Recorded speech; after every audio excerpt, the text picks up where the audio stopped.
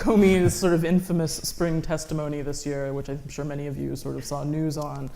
And he mentioned the beginning of summer 2015 as sort of an uptick in this period of time when you saw Russian information operations accelerating in sort of the US information space. Now, what happened in the beginning of summer 2015? There was this bizarre chemical factory hoax that the Russians sort of put on social media about, I think it was Alabama, but some random chemical factory in the South. They put out this story, there was some leak, there was some terrible thing that was gonna happen, but it was a test to see how you can mobilize people, how you can create fear and panic. So it's not just information, it's not just convincing you about a thing, it's to provoke specific response. And if you look at that as sort of the starting point of a longer landscape,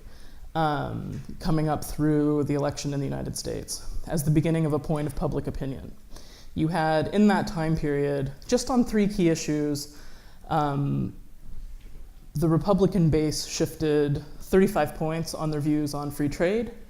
20 points on their views of Vladimir Putin, and about 30 points on their views of the ability of the media to act as a restraint on political leaders. And in the same time period, no shift in Democrats. So if you have 3 issues that basically say more isolated America, more in favor of Russia, with more leaning toward authoritarian tendencies in leaders, on which there was a 20 to 40 point shift in US public opinion within a specific political party in a specific period of time, when people try to come out and say, yeah, the Russians did stuff during the elections with information, and it happened to parallel all the stuff that some of the Trump campaign people were doing, but it had no impact on the outcome of the vote,